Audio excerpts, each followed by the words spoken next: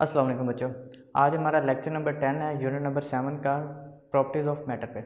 इससे पहले जो हमने 4 लेक्चर इस यूनिट के किए हैं उसमें हमने डेंसिटी, प्रेशर, एटमॉस्फेरिक प्रेशर और प्रेशर इन लिक्विड और लास्ट लेक्चर जो हमने किया था वो पास्कल लॉ के ऊपर और इलास्टिसिटी पे किया था। आज जो हमारा लेक्चर होगा वो दो लास्ट टॉपिक्स के ऊपर है, हुक्स लॉ के ऊपर और यंग मॉडुलस के ऊपर, और इसके साथ ही हमारा आज का चैप्टर भी वाइंड अप हो जाएगा। तो बच्चे स्टार्ट करते हैं हुक्स लॉ से।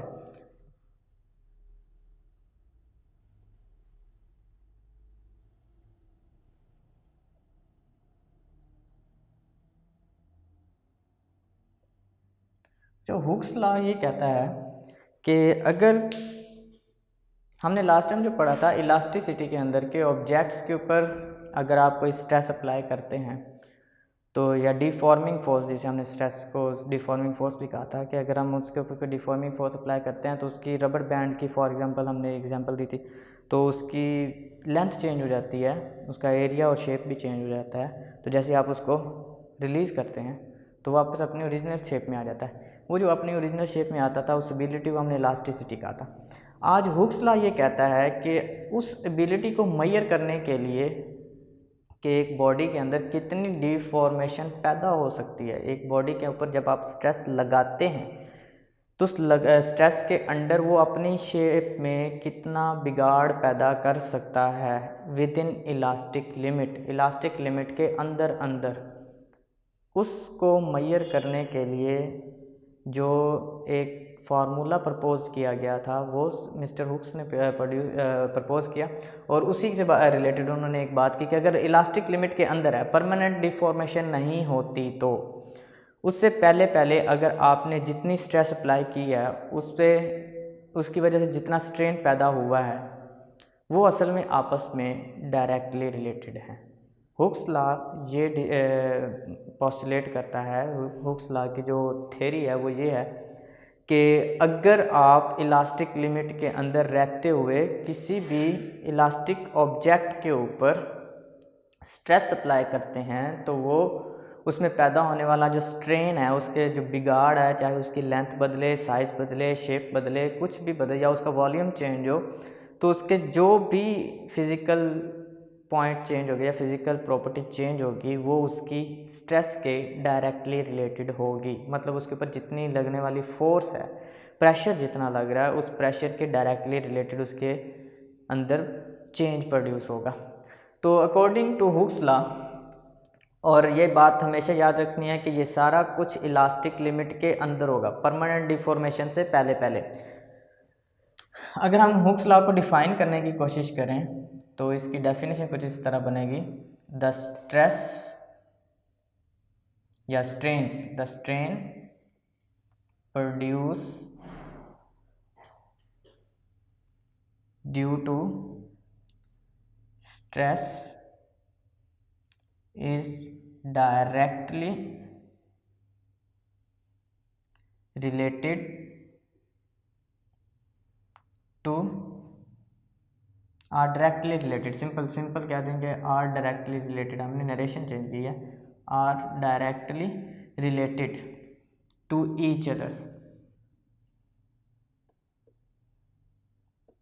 आपकी बुक में कुछ इस तरह से लिखा हुआ है कि the strain produce is directly related to stress applied या applied deforming force within the elastic limit. वो चीज़ आप भी लिखेंगे, within the elastic limit.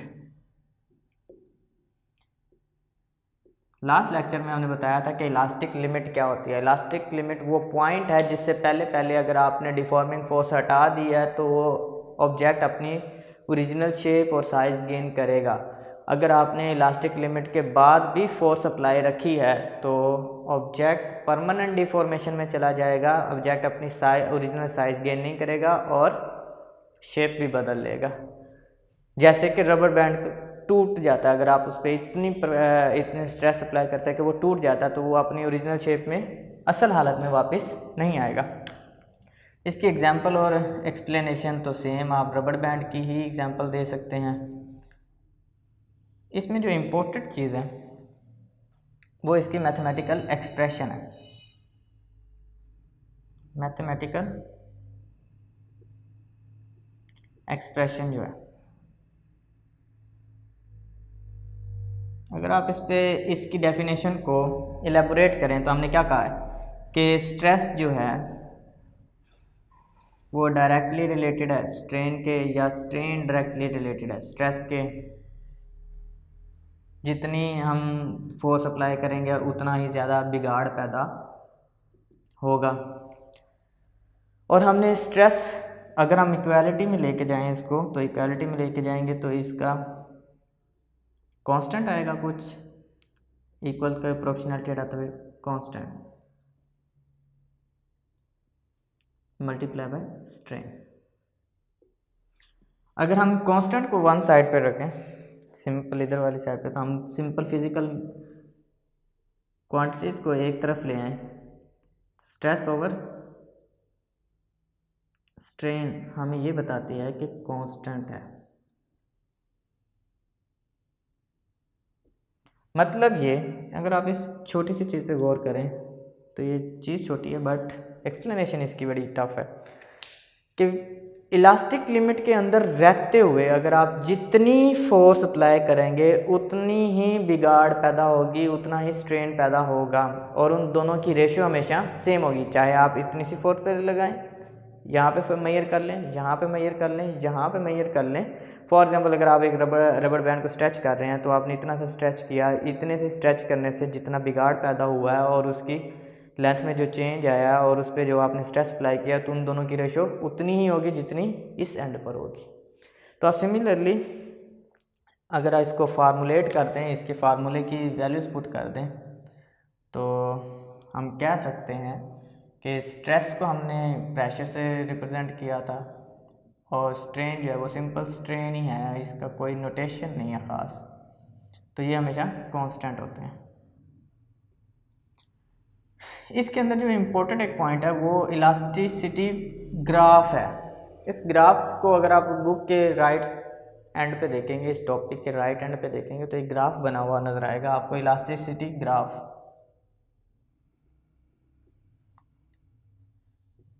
बच्चों इस ग्राफ को समझना बहुत ज़्यादा ज़रूरी है और इस पर ध्यान भी देना है। ये ग्राफ की शेप कुछ इस तरह की बनी हुई है, आगे जाके ऐसा हो जाता है।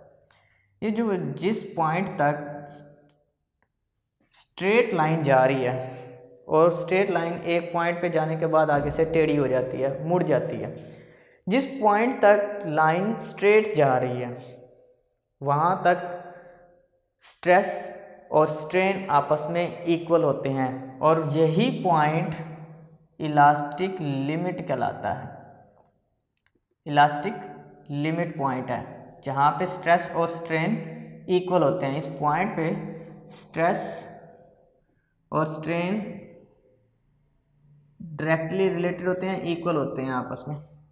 बट जैसे ही आप ये पॉइंट क्रॉस करते हैं तो आपका ऑब्जेक्ट परमानेंट डिफॉर्मेशन में चला जाता है या ब्रेकिंग में चला जाता है। ब्रेकिंग कह सकते हैं आप इसे, या परमानेंट डिफॉर्मेशन।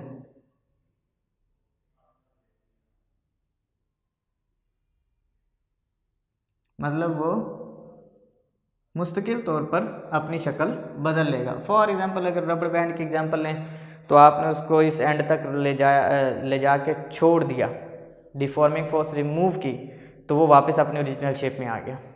तो वो पॉइंट था ये। जैसे ही आपने इस पॉइंट से आगे फोर्स लगाई तो रबर बैंड टूट जाता है। इलास्टिक लिमिट पॉइंट से आगे जैसे ही आप फोर्स बढ़ाएंगे तो ग्राफ की शक्ल भी चेंज हो जाती है। ग्राफ भी मज़ीद स्ट्रेट नहीं रहता, वो बल्कि डैमेज होना शुरू हो जाता है, उल्टी शेप ले लेता है, कोई भी शेप ले लेता है। तो ये जो इलास्टिक लिमिट पॉइंट से आगे जितनी भी स्ट्रेस लगेगी वहाँ पे स्ट्रेन और स्ट्रेस आपस में इक्वल नहीं होंगे। उस पॉइंट को हम ब्रेकिंग पॉइंट कह सकते हैं, या आपके लेवल तक हम सिंपल ये कह सकते हैं कि ये परमानेंट डिफॉर्मेशन का लेवल है। इससे पहले इस पॉइंट से लेकर ये जहाँ तक स्ट्रेट लाइन चल रही है, ये सारा पॉइंट में स्ट्रेस और स्ट्रेन आपस में डायरेक्टली रिलेटेड होंगे। इसके साथ ही बच्चों यहाँ तक इसके कंटेंट ख़त्म हो जाता है हुक्स लॉ का। और हुक्स लॉ के अंदर हमने जो कैलकुलेशंस की हैं स्ट्रेस ओवर स्ट्रेन की, उसको अगर हम कन्वर्ट करें तो हम अगर किसी ऑब्जेक्ट के ऊपर देखें कि उसकी शेप कितने तरीक़ों से चेंज हो सकती है, तो ऑब्जेक्ट की 3 मेजर शेप चेंज हो सकते हैं। उसकी लेंथ कम या ज़्यादा हो सकती है, उसका वॉल्यूम चेंज हो सकता है और उसकी शेप बिगड़ सकती है, उसकी जो शेप है वो डिफॉर्म हो सकती है। तो 3 चीज़ें जो हैं वो बेसिकली स्ट्रेस के अंडर स्ट्रेन में आ सकती हैं। मतलब उनकी लेंथ बदल सकती है, उसकी शेप बदल सकती है, उसका कुछ ना कुछ वॉल्यूम चेंज हो सकता है। तो इन शेप्स की कैलकुलेशन को हम डिफरेंट मॉडुलस में कन्वर्ट करते हैं। हुक्स लॉ का जो फर्दर एलेबोरेशन है, हुक्स लॉ ने जब लेंथ की कैलकुलेशन अलहदा से की जाती है, वॉल्यूम के अंदर चेंज की कैलकुलेशन अलहदा की जाती है और शेप की हमेशा अलहदा की जाती है। अगर हम इन सब चीज़ों को अलग-अलग काउंट करें तो इसके लिए मॉडुलस डिड्यूस किए गए। हुक्स लॉ के मुताबिक मॉडुलस डिड्यूस किए गए। लेंथ के लिए यंग मॉडुलस है, इसी तरह शेप के लिए शीर मॉडुलस है और वॉल्यूम के लिए बल्क मॉडुलस है। तो हम आज जो पढ़ रहे हैं, जो आपकी बुक लेवल तक पढ़ाया जाता है, वो यंग मॉडुलस है और आपके टॉपिक में भी यंग मॉडुलस इंक्लूड है, तो हम सिर्फ उसी को कंसीडर करेंगे। यंग्स मॉडुलस बच्चे याद रखना है कि हमने यंग मॉडुलस में करना क्या है। यंग मॉडुलस असल में हुक्स लॉ का ही एक पार्ट है, आप इसको कह सकते हैं, उसकी एप्लीकेशन है। हुक्स लॉ में हमने कहा था कि हम स्ट्रेन को मेजर करते हैं कि स्ट्रेस के अंदर कितना स्ट्रेन पैदा हुआ है। तो यंग मॉडुलस हमने देखा कि ऑब्जेक्ट्स के अंदर 3 किस्म का स्ट्रेन पैदा हो सकता है। बेसिकली वो क्या है, शेप का, वॉल्यूम का और साइज़ का। अगर हम लेंथ और साइज़ का देखें तो यंग मॉडुलस कवर करता है उसे, और इसी तरह अगर हम शेप को देखें तो वो शेयर मॉडुलस में चला जाता है, और अगर हम वॉल्यूम को देखें तो वो वॉल्यूमेट्रिक में या बल्क मॉडुलस में चला जाता है। तो आपकी बुक में जो है वो यंग मॉडुलस को डिस्कस किया गया है। तो इसकी डेफिनेशन ये बनती है सिंपल सी, क्योंकि यंग मॉडुलस लेंथ को डील करता है, तो हम इसको ये कहेंगे the ratio of Hooke's law का लास्ट पॉइंट याद कीजिए कि हुक्स लॉ में हमने देखा था कि stress over strain always constant, मतलब ratio of stress over strain. Hooke's law ने हमें बता दिया कि अगर आप किसी ऑब्जेक्ट के अंदर इलास्टिक लिमिट के अंदर रहते हुए उसकी स्ट्रेस की स्ट्रेन से रेशियो ले लेंगे तो आपको पता चल जाएगा कि उसके अंदर कितना बिगाड़ पैदा हुआ है, और वो हर पॉइंट पर सेम होगा। किसी भी पॉइंट पे आप उसको मेजर कर लें, आप लोगों को वो सेम मिलेगा within elastic limit, after the elastic limit नहीं। तो यंग मॉडुलस ये कहता है द रेशियो ऑफ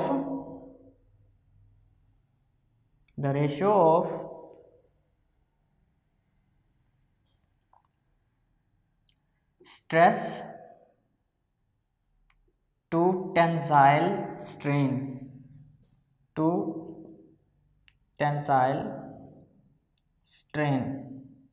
बच्चों इसमें टेंसाइल स्ट्रेन बड़ा इंपॉर्टेंट पॉइंट है, ये आप लोगों ने इस पर भी गौर करना है। Tensile strain is called young modulus. कि यंग मॉडुलस क्या करता है, वो हमें बताता है कि किसी भी ऑब्जेक्ट के ऊपर लगने वाली जो स्ट्रेस है उसकी रेशो लेनी है टेंसाइल स्ट्रेन के साथ। अब ये टेंसाइल स्ट्रेन क्या है, जिस तरह हमने कहा कि स्ट्रेन 3 किस्म की है, लेंथ, शेप और वॉल्यूम की, इसी तरह लेंथ की स्ट्रेन को टेंसाइल स्ट्रेन कहा जाता है और शेप की स्ट्रेन को शेयर स्ट्रेन कहा जाता है और वॉल्यूम की स्ट्रेन को वॉल्यूमेट्रिक स्ट्रेन कहता है। ये इनके जनरल नेम है, आप लोगों ने इसको एज इट इज़ याद रखना है। टेंसाइल स्ट्रेन में क्या होता है कि अगर किसी ऑब्जेक्ट के ऊपर स्ट्रेस लगती है तो उसकी लीनियर लेंथ जो होती है, सीधी स्ट्रेट लेंथ जो होती है, वो चेंज हो जाती है। वो ज़्यादा हो सकती है, वो कम भी हो सकती है। तो इसकी डेफिनेशन के मुताबिक हम अगर इसको मैथमेटिकल एक्सप्रेशन में लिखें, इसका फार्मूला बनाएं, तो कुछ इस तरह का बनेगा कि यंग मॉडुलस को कैपिटल Y से डिनोट किया जाता है, यंग मॉडुलस को कैपिटल Y से डिनोट किया जाता है। और वो ये क्या कह रहा है, ये रेशियो है stress over tensile strain. Tensile strain की ये रेशियो है। हमने कहा कि स्ट्रेस तो होती है प्रेशर, जैसे हमने लास्ट टाइम डिस्कस किया था कि stress equivalent to pressure. Tensile strain क्या चीज़ है?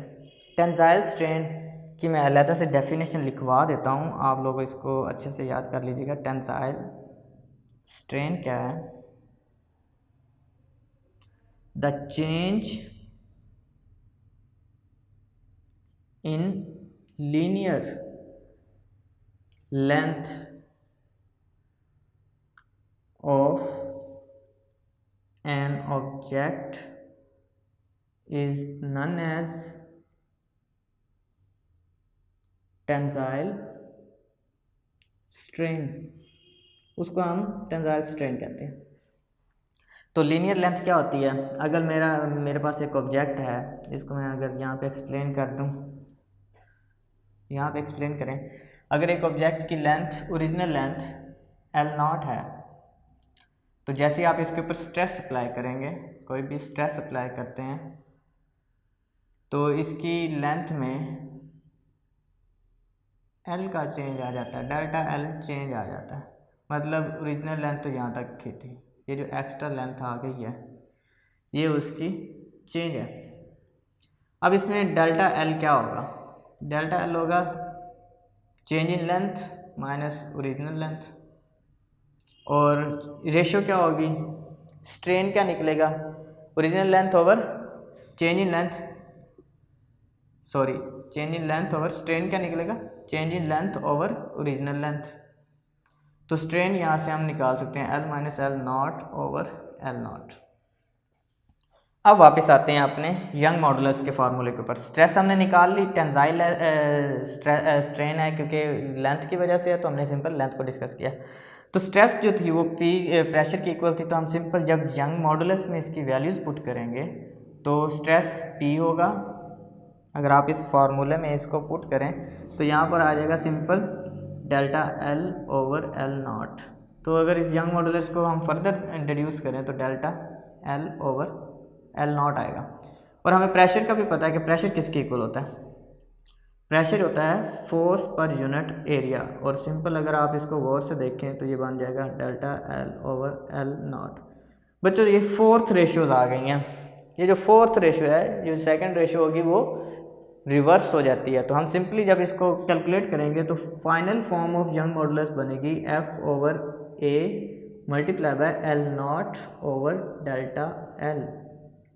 ये वो फाइनल वैल्यू होगी यंग मॉडुलस की, जिससे अगर हमें पता चल जाए कि हमारे पास हमारे ऑब्जेक्ट के ऊपर लगने वाली फोर्स कितनी है, उस ऑब्जेक्ट का एरिया कितना है और उसकी ओरिजिनल लेंथ कितनी है। अगर हम आपको कोई रबर बैंड ले लें या कोई भी ऐसा ऑब्जेक्ट जिसकी आप यंग मॉडुलस फाइंड करना चाहते हैं, तो उस ऑब्जेक्ट की लेंथ, ओरिजिनल लेंथ आपको मालूम होनी चाहिए। आप फोर्स कितनी अप्लाई कर रहे हैं आपको वो पता होनी चाहिए, और उस ऑब्जेक्ट का एरिया। तो आप सिंपली बता सकते हैं कि उसके अंदर चेंज इन लेंथ कितनी आई और यंग मॉडुलस का कोफिशिएंट कितना है। तो सिंपली बच्चों यहाँ तक यंग मॉडुलस भी कंप्लीट हो जाता है। आज के टॉपिक में हमने जो डिस्कशन की वो हुक्स लॉ पे थी और यंग मॉडुलस पे थी, जो कि हुक्स लॉ की ही एक्सटेंशन है। तो आज के टॉपिक में आपको जो भी डिस्कशन, जो भी क्यूरीज़ हैं, आप लोग कमेंट कर सकते हैं, ग्रुप में शेयर कर सकते हैं। और असाइनमेंट इसके साथ एक छोटी सी ये है कि जैसे ये चैप्टर ख़त्म हो गया है, हमारे लास्ट जितने भी चैप्टर ख़त्म हो चुके हैं बच्चों, इसके साथ एक नोट कर लीजिए कि आज जो फर्दर हमारे जितने भी चैप्टर वाइंड अप हुए हैं उन सब का टेस्ट होगा। जिस तरह आज का चैप्टर ख़त्म हुआ है तो इंशाल्लाह नेक्स्ट इसका टेस्ट होगा, और टेस्ट जो होगा वो इलेक्ट्रॉनिक फॉर्म में होगा। गूगल डॉक्स एक एप्लीकेशन है, आपको एक लिंक भेजा जाएगा वीडियो के अंदर या व्हाट्सएप ग्रुप के अंदर। तो आप लोगों ने उस लिंक पे क्लिक करना है तो आपका टेस्ट आ जाएगा। तो आपने उसको MCQ बेस्ड टेस्ट होगा, आप लोगों ने उसको वहीं पर फिल आउट करना और सबमिट कर देना। No more further submission. अगर फर्दर आप लोगों ने कोई इन्फॉर्मेशन लेनी है तो आप ग्रुप में डिस्कशन कर सकते हैं, और क्यूरीज जितनी भी हैं आप ग्रुप में डिस्कशन कर सकते हैं। आज के लिए इतना ही, इंशाल्लाह नेक्स्ट। अल्लाह हाफिज़।